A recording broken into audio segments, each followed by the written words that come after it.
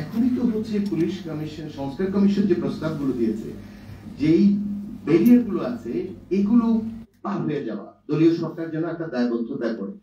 এখন যে অবস্থাটা হচ্ছে, যদি ঐক্যমত্যে না আসতে পারে রাজনৈতিক দলগুলো, তাহলে প্রথমত হচ্ছে যেই 166টি বোধ হয় সুপারিশ পাঠিয়েছে, সেগুলোর ব্যাপারে ঐক্যমত কত পার্সেন্ট হবে আমি জানি না, কিন্তু সেই তালিকার মধ্যেই তো গুরুত্বপূর্ণ বিষয়গুলো। আমি যদি ভুল না করে থাকি, আমার নোটে যেটা দেখেছি যে আমাদের জনমত জরিপে খেয়াল করেছি, বিনা ওয়ারেন্টে মানে 54 ধারা এবং 167 ধারা, এই দুটোর বিরুদ্ধে 54 ধারার বিপক্ষে বলেছে, সংস্কারের পক্ষে বলেছে 85.9%।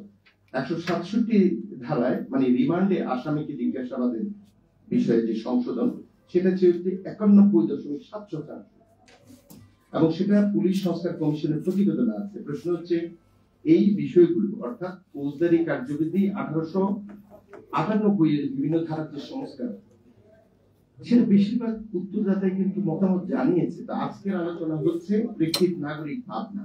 তো নাগরিক ভাবনাকে তো লাভ, there is no reflection, নাগরিকরা যা জানিয়েছে তার কিছুই। আর বলা হচ্ছে যে নিয়ন্ত্রণের বিষয়টা থাকবে। পৃথিবীর বহু দেশে আছে স্বাধীন কমিশন রয়েছে পুলিশকে দেখভাল করার জন্য, নিয়ন্ত্রণের প্রশ্ন আসবে কেন? কেউ কাউকে কি নিয়ন্ত্রণ করে? পরিচালিত, এই শব্দটি তো অগ্রহণযোগ্য। এবং আমি বিশেষ ভাই এখন এই দায়িত্বে আসার পর যাওয়ার সুযোগ কম পাই, আমি দেখেছি সমস্ত ইঞ্জিনিয়ার, ডাক্তাররা পুলিশ এবং ম্যাজিস্ট্রেট হতে চায়। ওয়াই? আমাদের এই যে বিভ্রান্ত অভিভাবক, তাদের নিয়ে হচ্ছে যত সম্ভব ওইখানে পরিবর্তন দরকার। প্রথমে সকল চেষ্টা হচ্ছে এদেরকে ডাক্তার ইঞ্জিনিয়ার বানাতে হবে, ডাক্তার ইঞ্জিনিয়ার পর সকল চেষ্টা হচ্ছে পুলিশ বানাতে হবে। ওয়াই? ক্ষমতা এবং অর্থ। এবং এত মেধাবীরা সবকিছু ছেড়ে আমি মধ্যমানের একজন চিকিৎসকের কাছে চিকিৎসা নিতে হচ্ছে, এবং যার কাছে আমার চিকিৎসা নেওয়ার কথা, লক্ষ লক্ষ টাকা ব্যয় করেছি জনগণের করের টাকা, সে পুলিশ হচ্ছে, ম্যাজিস্ট্রেট হচ্ছে। ভাই, আমরা তো দেখেছি বেনজির এবং মতিউরকে। এই যে মেধা, এই যে বৈষম্যহীন ব্যবস্থার কথা বলা হচ্ছে, শুধু মেধা দিয়ে সব হবে না, শুধু আইন দিয়ে সব হবে না, সংস্কার হচ্ছে অন্য জায়গায় প্রয়োজন। একজন নিরীহ শিক্ষক হিসেবে যেটা বলতে চাই, এবং যেটার কোনো ভ্যালু নাই আমি জানি, কোনো কাজ হবে না বলে, সেটা হচ্ছে রাজনৈতিক দলগুলোকে বাধ্য করতে হবে। রাজনৈতিক দল বাধ্য হবে না, এটাই স্বাভাবিক। তারা তাদের এজেন্ডা নিয়ে কাজ করবে, তাদের ইশতেহার থাকবে, সবকিছু থাকবে। আমরা একটা সুযোগ পেয়েছি, আমরা পুলিশ ভাইদের উদ্ধার করি। তাদের বিরুদ্ধে যে অভিযোগের বিষয়টা, যেমন আমি জিজ্ঞেস করেছি, ডাক্তার মানুষ, ইঞ্জিনিয়ার মানুষ কেন পুলিশ হতে চাও? নানা ধরনের ব্যাখ্যা দিচ্ছেন, নিশ্চয়ই মেধাবী জানে, but that was not a good question to my answer to my question.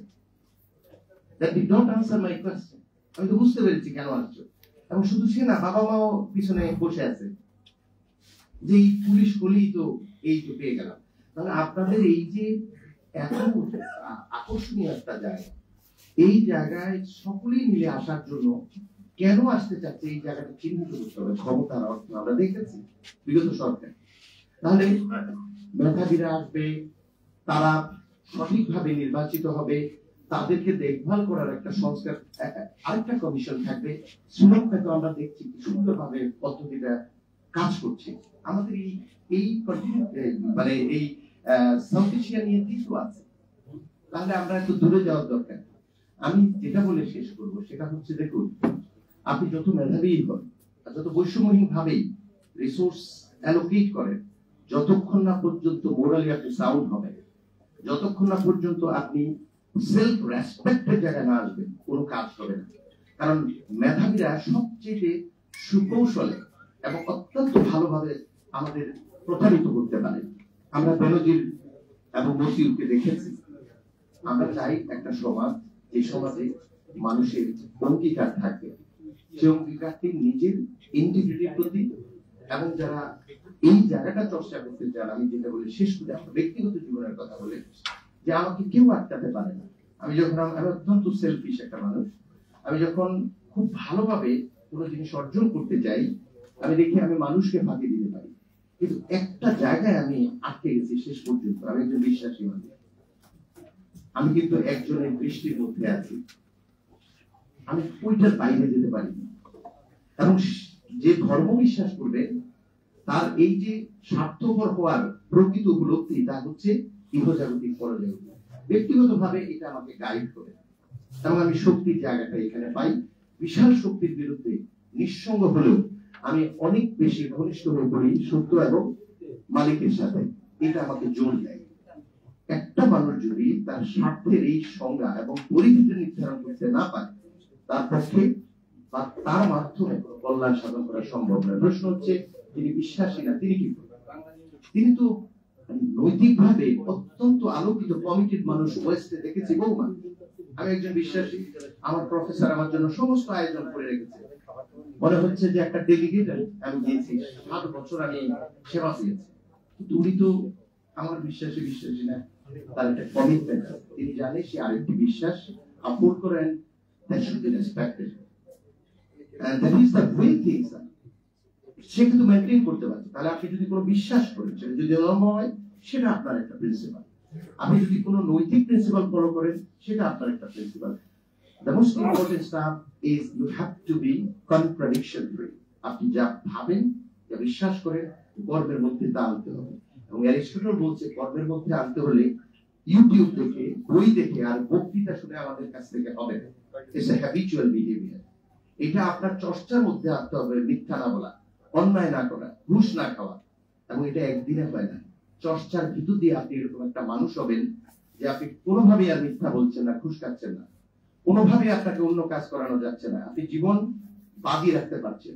আবার আপনি যদি অন্য অভ্যাসে অভ্যস্ত হন, কোন রকম আইন কানুন, সংস্কার কমিশন আপনাকে সংস্কার করতে পারবে না। কারণ আপনার বুদ্ধির কারণে একান্তে আপনি সবচেয়ে বড় মতিউর ব্যানার্জি হবেন। আশা করি নৈতিকভাবে আলোকিত হওয়ার যে অঙ্গীকার, সেটা আমাদের উপলব্ধিতে আসবে। অনেক ধন্যবাদ আমাকে আমন্ত্রণ জানিয়ে। আপনাকে ধন্যবাদ স্যার। এখন আমি বক্তব্য রাখার জন্য অনুরোধ করছি ব্যারিস্টার আসাদুজ্জামান ফুয়াদ, সাধারণ সম্পাদক